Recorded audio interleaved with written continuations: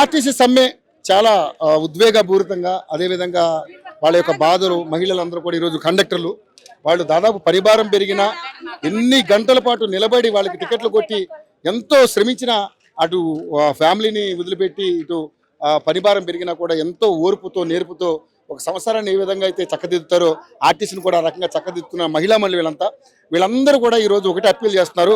రేవంత్ రెడ్డి గారు వాళ్ళకి ఇస్తానన్నటువంటి పిఆర్సీ కావచ్చు, అదేవిధంగా ప్రభుత్వంలో విలీనం కార్యక్రమం కావచ్చు, అదేవిధంగా ముఖ్యంగా యూనియన్ వాళ్ళు మాట్లాడే హక్కు ఈరోజు మీరు తీయకుండా మీరు ఆల్రెడీ హామీ ఇచ్చారు, ఆ హామీని నెరవేర్చమని కోరుకుంటున్నారు. సరే, ఆర్టీసీ సమ్మె గురించి వాళ్ళు ఏం చెప్తారో కడుపుకుందాం. మేడం నమస్తే అండి. ఇట్లా మీరు వెనక్కి వెళ్ళిపోయారు, వాళ్ళు మాట్లాడారా? ఆర్టీసీ సమ్మె గురించి మీరందరూ కూడా చాలా గట్టిగా ఈరోజు నిలబెడుతున్నారు. మా మహిళలను చూస్తే జాలనిపిస్తుంది. ఇదే మహాలక్ష్మి పథకం ఆర్టీసీలో మహిళలకు అందరికీ ఫ్రీ, మీరు టికెట్లు కొట్టి ఈ పరిస్థితికి వచ్చారు. ఏంటి మీరు ఎలా ఫీల్ అవుతున్నారు అసలు? మీరు మహాలక్ష్మి పెట్టినందుకు మేమేం బాధపడట్లేదు సార్.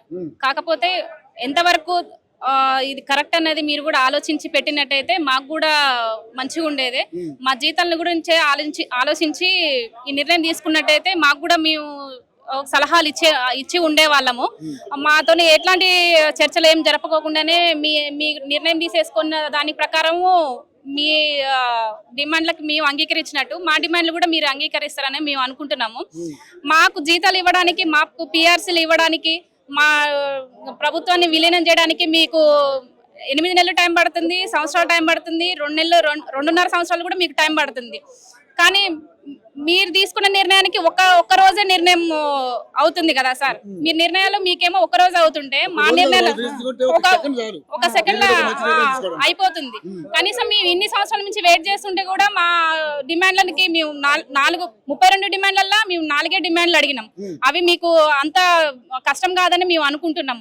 ఈ మహాలక్ష్మికి మీకు నెలకొచ్చేసి ఒక 300 కోట్లు మీరు మహాలక్ష్మికి వెచ్చిస్తున్నారు ఒక నెలకు వచ్చేసి.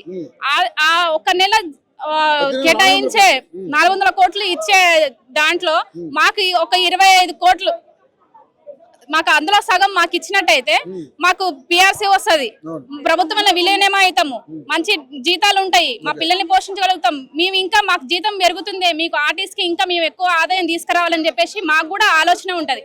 శ్రమభారం ఎక్కువైనా కానీ కష్టపడడానికే వచ్చాము ఆర్టీసీలోకి. కష్టపడకుండా మేమేమో డ్యూటీలు చేయకుండా ఏమి ఉండలేము సార్. దయచేసి మా కష్టాన్ని గుర్తించి మీరు ఇస్తారని చెప్పేసి అని అంటున్నాం. మాకు పిఆర్సీలు ఇవ్వడానికి డబ్బులు లేవు, మేమంతా డబ్బులు కోట్లు ఖర్చు పెట్టినాము, దానికి ఖర్చు చేసినాము, వీళ్ళ అప్పులు కడుతున్నామని చెప్పేసి అంటున్నారు కదా. ఇప్పుడు అందాల పోటీలు పెట్టేటప్పటికి దానికి డబ్బులు వెచ్చిస్తున్నారు. వాలీబాల్, ఫుట్బాల్, క్రికెట్ బాల్ ఇవన్నీ ఆడడానికి అన్ని కోట్లు పెట్టేసి ఉచితంగా వేస్ట్ గా ఖర్చు పెట్టేస్తున్నారు. మరి మాకు ఇవ్వడానికి ఎందుకు? గాంధీ సరోవర్ అంట, గాంధీ విగ్రహం పెట్టడానికి 7,000 కోట్లు పెడుతున్నారు అక్కడ. ఇవన్నీ ప్రైవేట్ బస్సులో మీ ప్రైవేట్ బస్సుల మీద మీకు వచ్చే రాయితీలన్నీ మరి ఏం చేసుకుంటున్నారు సార్? ఇట్లాంటి వాటికి ఖర్చు పెట్టే వాటికి ఆర్టీసీ గుర్తు రావట్లేదా? మాకు ఇవ్వడానికి మీకు ఎందుకు అప్పు అవుతుంది, వీటన్నిటికి పెట్టడానికి మాత్రం అప్పులు అవ్వట్లేదా? అది కూడా మా జీతంతోనే మీరు చేస్తున్నారు కదా. అట్లా ఇప్పుడు ఎప్పటి వరకు కొనసాగిస్తారు అంటే ప్రభుత్వం దిగి వచ్చేదాకా మీ సమ్మె కొనసాగిస్తారు? అవును సార్, మమ్మల్ని చర్చలకు పిలిపించి మా జేఏసీ నాయకుల్ని మళ్ళీ చర్చలకు పిలిపించి మీ డిమాండ్లు మేము అంగీకరిస్తామని చెప్పేసి మాకు నోటీస్ ఇచ్చేదాకా మేము సమ్మె నడిపిస్తూనే ఉంటాము. మా ఈ ఐక్యత మేము కలుసుకొని కూడా చేస్తూనే ఉంటాం.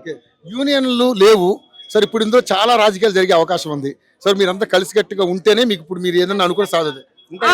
యూనియన్ కూడా మాకు అంటే మాకు చెప్పేటప్పుడు కూడా మీకు ఐక్యత లేదు, యూనియన్ లేదు, మీరు ఎలా సమ్మె చేయగలుగుతారు, సమ్మె నోటీసులు ఎట్లా తీసుకుంటారు అని చెప్పేసి మమ్మల్ని కూడా అన్నారు. మాకు యూనియన్ ఉంటేనే మీ సమ్మె ఐక్యతనే లేదు. మేమందరం ఒకటి తీరుగా ఉన్నాం కాబట్టి, అందరిది ఒకటే బాధ కాబట్టి మేమందరము సమ్మెకి దిగినాం సార్. మాకు యూనియన్ లేకపోయినా యూనియన్ కోసం కొట్లాడుతున్నాం కావాలనే. మాకు యూనియన్ వస్తేనే మేము ఇంతకంటే ఇంకెక్కువ సమస్యల్ని పరిష్కారం చేసుకోగలుగుతాము. ఏం పేరండి మీ పేరు? లావణ్య నా పేరు.